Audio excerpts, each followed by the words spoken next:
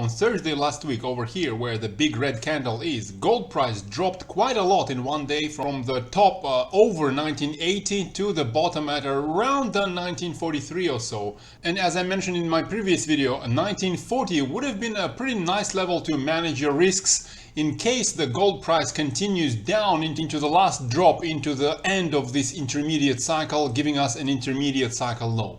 In the previous video, I mentioned that there was probably 40% chance of that. So to be honest with you, what I did in my model as well as personal portfolio is, while I still hold the juniors that provide some of the most promising momentum to the upside if precious metals finally break to new all-time highs, back on Thursday when we saw gold below this 50-day moving average, I actually sold my GDX and GDXJ positions. Those are the positions in the ETFs, rather than some of those most promising juniors.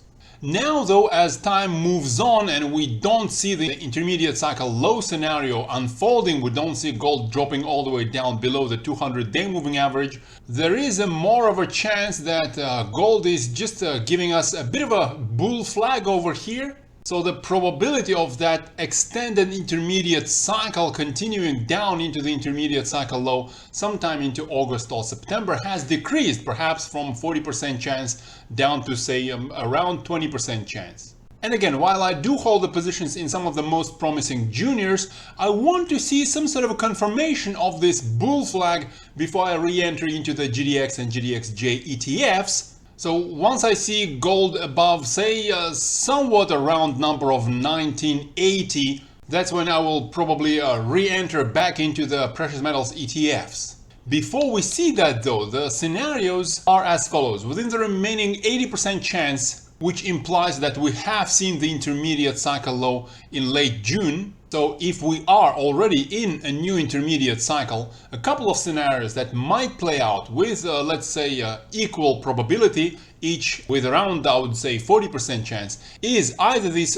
first daily cycle of a new intermediate cycle cools down first before continuing into the second daily cycle of this new intermediate cycle. That would be somewhat similar to what happened in September to November. The first daily cycle of that intermediate cycle took off relatively meekly, with the first daily cycle giving up the gains before continuing into the second daily cycle of that new intermediate cycle. So that is one possibility.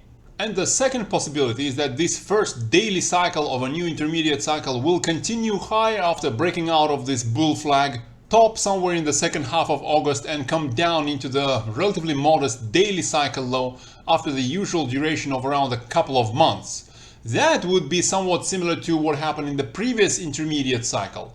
The first daily cycle over here produced most of the gains of all of that intermediate cycle, lasting from the end of February all the way to the end of June.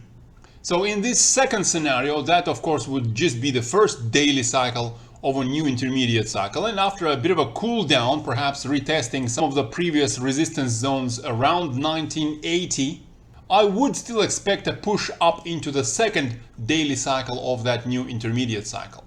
And the situation is somewhat similar with silver as well. The likelihood that we have seen the intermediate cycle low over here in the end of June is gradually increasing as silver price remains above the 50-day moving average. After all, we have seen a positive divergence all through May and June, with silver price making a lower low when RSI makes a higher low. That is a positive divergence, which usually indicates a bit of a turnaround in momentum to the upside, also suggesting that perhaps that was actually the intermediate cycle low.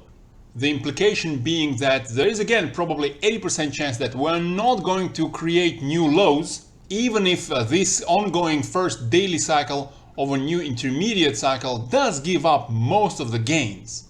I would say there is probably a 40% chance we're going to test the 50-day moving average before continuing up into the second daily cycle. And same with gold, perhaps around 40% chance that we're going to break out of this bull flag before coming down into the daily cycle lower a little bit later, followed by a push into that second daily cycle. Either of these scenarios perhaps have around 40% chance of playing out, with a further decline into a more discernible lower low and more discernible intermediate cycle low, accounting for perhaps a 20% chance.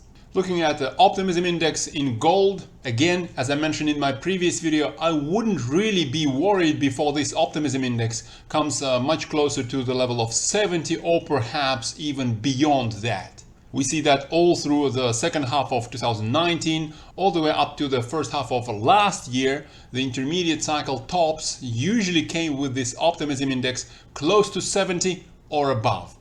The exception was, of course, this dip over here all through the second half of last year and the first half of this year, with intermediate cycles topping before the optimism gets all the way up to the level of 70. So the intermediate outlook on silver and gold is improving, with the likelihood of dropping down significantly decreasing from, I would say, 40% to 20% chance. And before we finish, if we have a look at, so to speak, digital gold Bitcoin, as the model portfolio shows at myfinanceteacher.org, I have reduced my positions in Bitcoin and Ethereum slightly, as I'm still bullish in the longer term. Right near these tops, I was pretty lucky with the limit orders, as perhaps I mentioned in the previous video. Now I'm just waiting for the end of this Bitcoin cycle, which usually do last for around a couple of months. Perhaps there is a pretty good chance Bitcoin might come close to testing the 200-day moving average. So I do have a bit of a limit order to buy back at 27,000, but of course I might switch that to manual, seeing what happens over the next couple of weeks. As we're probably not that far from a cycle low in Bitcoin, looking at this optimism index, usually I like to look at this 10-day moving average of the Bitcoin optics, as the optics is pretty volatile on its own. And looking at history, as I mentioned in a lot of my previous videos, Bitcoin cycles usually bottom out with this 10-day moving average of the optics. That's the solid green line on the chart. So the cycles usually bottom out with the solid green line truly below the level of 40 and often below the level of 30.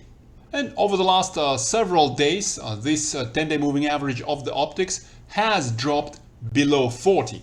I still think there is room to move further down, but as the green line is below 40 already, perhaps the cycle low isn't gonna take that long. Perhaps another 2 to 3 weeks. Perhaps this 200-day moving average might provide some support, allowing the price to bounce into a new cycle.